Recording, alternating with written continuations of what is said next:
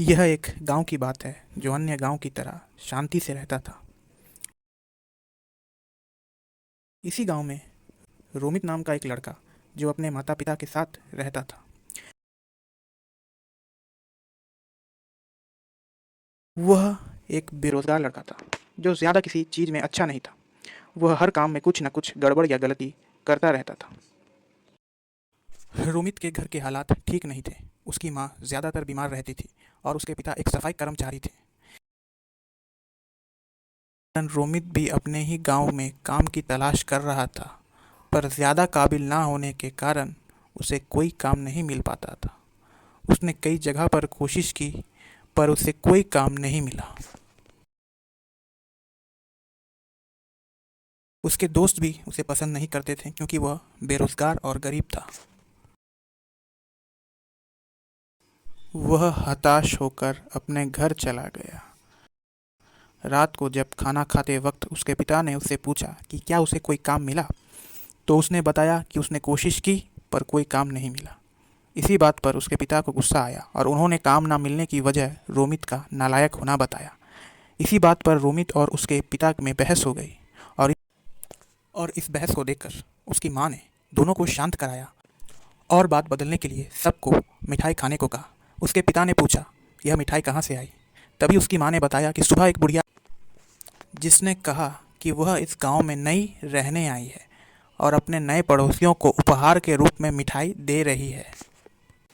पर रोमित जो गुस्से में था उसने यह बात नहीं सुनी और बिना खाना खाए वहाँ से चला गया। रात में रोमित बहुत उदास था। उसने सोचा जो भी हो उसे अपने पिता से ऐसी बात नहीं करनी चाहिए थी। यही सोचते सोचते वह उठकर अपने माता पिता के कमरे में उनसे माफ़ी मांगने पहुंचा, पर उस कमरे में कोई नहीं था। उसने घर में हर जगह देखा मगर कहीं कोई नहीं था। वह घबरा गया। वह घर के बाहर गया, अपने पड़ोसियों से पूछना चाहा और उनके घर पर भी उन्हें कोई नहीं मिला।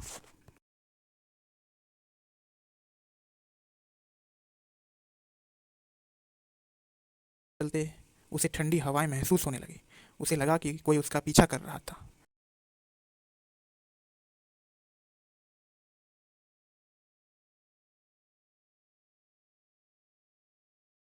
तभी उसने एक अजीब से जानवर को देखा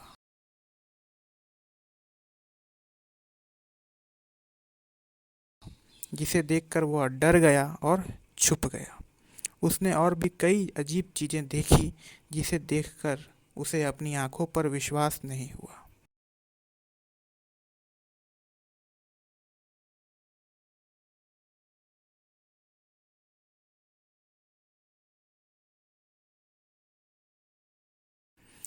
उसने फौरन पुलिस के पास जाने की सोची और वहां से भागने लगा। पर जब वह पुलिस स्टेशन पहुंचा तो और एक पुलिस वाला वहां बेहोश पड़ा था। यह सब देख रोमित और घबरा गया।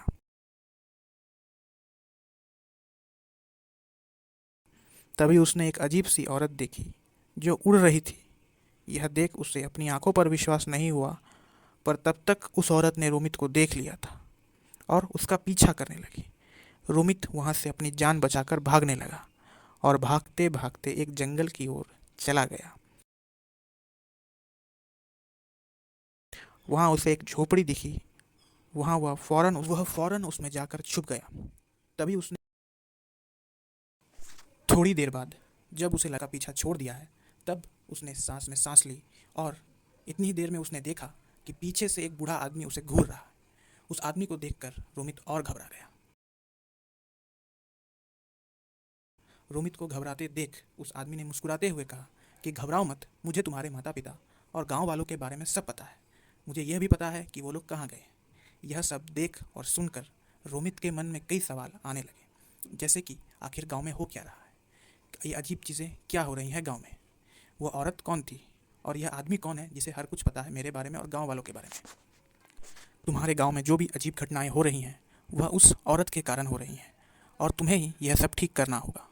अगर तुम चाहते हो उस औरत को हराना और सब कुछ ठीक करना, तो तुम्हें उस जगह पर जाना होगा जहाँ वो रहती है और वहाँ पर जाकर तुम्हें वो 5 चीज़ों को ढूंढना होगा।